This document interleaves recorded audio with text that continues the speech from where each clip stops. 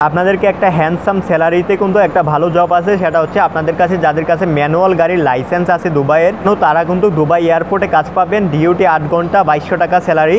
আপনারা কিন্তু ইন্টারভিউ কিন্তু পরশুদিন নিচ্ছি আমরা কিন্তু 1 টাকা আগে নেব না, ভিসা আগে হয়ে যাবে তারপরেই কিন্তু আমরা টাকা নিচ্ছি, এর আগে কিন্তু 1 টাকাও নিচ্ছি না। সো আসসালামু আলাইকুম ওয়া রাহমাতুল্লাহি ওয়া বারাকাতুহু। সম্মানিত দর্শক মণ্ডলী, আপনারা সকলে কেমন আছেন? আশা করি আল্লাহর অশেষ মেহেরবানিতে আপনারা সকলেই ভালো আছেন। সো দুবাই ইনফো নাটক থেকে আপনাদের সবাইকে জানাচ্ছি স্বাগতম।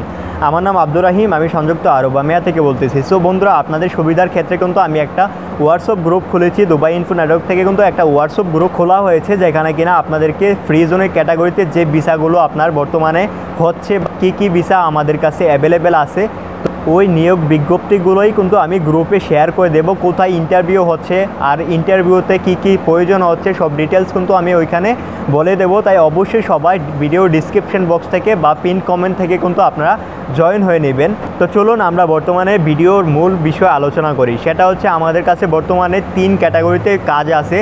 অবশ্যই গ্রুপে আমি সবাইকে দিয়ে রাখছি, আপনারা যদি গ্রুপ চেক করেন তাহলে কিন্তু বুঝে ফেলবেন। আপনাদেরকে একটা হ্যান্ডসাম স্যালারিতে কিন্তু একটা ভালো জব আছে, সেটা হচ্ছে আপনাদের কাছে যাদের কাছে ম্যানুয়াল গাড়ির লাইসেন্স আছে দুবাইয়ের, আপনার 1 বছর পুরানো, তারা কিন্তু দুবাই এয়ারপোর্টে কাজ পাবেন। ডিউটি 8 ঘন্টা 2200 টাকা স্যালারি।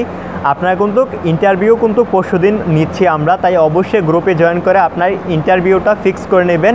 সো আশা করি আপনারা বুঝতে পারছেন। আর দ্বিতীয় যে জবটা সেটা হচ্ছে ইমদাদ কোম্পানিতে ক্লিনার ক্যাটাগরিতে, ইনডোর ক্লিনার ক্যাটাগরিতে।